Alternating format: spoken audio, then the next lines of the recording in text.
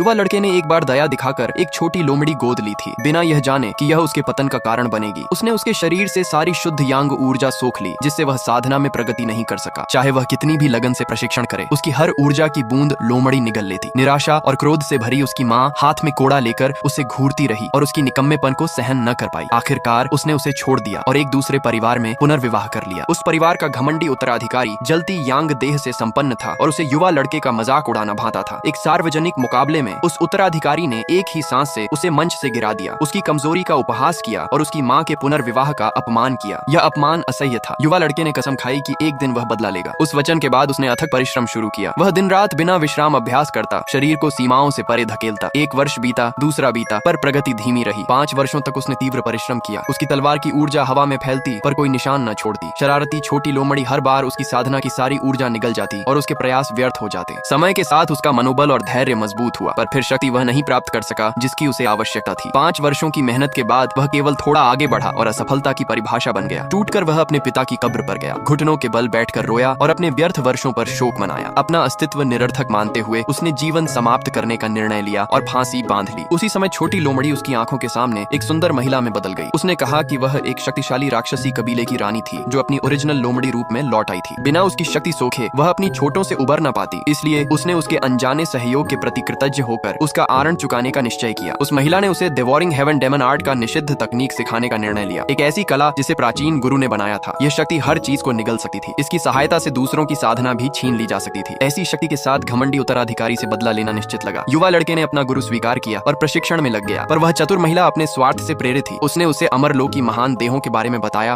और अधिक कठिन प्रशिक्षण के लिए प्रेरित किया। उसने वादा किया कि यदि वह डेवोरिंग आर्ट में निपुण हो गया तो वह दुनिया के सभी प्रतिभाशाली प्राणियों को निगल सकता है और युगों का सर्वोच्च अस्तित्व बन सकता है। उत्साहित होकर युवा लड़के ने कठोर अभ्यास शुरू किया, यह न जानते हुए कि उसकी गुरु का हृदय निर्मल न था। जो कला उसने दी थी वह खतरनाक थी, फिर भी उसकी शक्ति आश्चर्यजनक गति से बढ़ी। समय के साथ वह 50वें स्तर तक पहुंचा, वही घमंडी उत्तराधिकारी के बराबर जिसने कभी उसे अपमानित किया था। पर वह महिला अपनी शरारती आदतों पर कायम रही। वह उसे धोखे से खास व्यंजन बनवाती और फिर उसे विषैले जानवर और कीड़े खाने के लिए मजबूर करती, कहती कि ऐसा भोजन उसे मजबूत करेगा। उसने उसे चांदी के अयस्क चबाने को भी कहा, यह कहकर कि यह हड्डियों को कठोर करेगा। 9वें स्वर्ग के पूर्वी पवित्र महल में एक दूत सर्वोच्च शासक को सम्मान देने आया। शासक ने आदेश दिया कि दूत अपना वायुसार दे ताकि वह उसका उपयोग कर सके। भयभीत दूत बोला कि वायुसार उसके जीवन का मूल है और उसके पास अब बहुत कम बचा है, यदि वह दे देगा तो मर जाएगा। फिर भी शासक ने उसकी प्रार्थना ठुकरा दी। युवा लड़के ने अपने कठोर प्रशिक्षण को जारी रखा। उसने अपमान, विश्वासघात और अंतहीन कठिनाइयों का सामना किया। उसका भाग्य अब डेवोरिंग हेवन डेमन आर्ट की निषिद्ध शक्ति से बंधा था और उस रहस्यमयी महिला से जिसने कभी उसकी शक्ति छीन ली थी पर अब उसके भाग्य को आकार दे रही थी।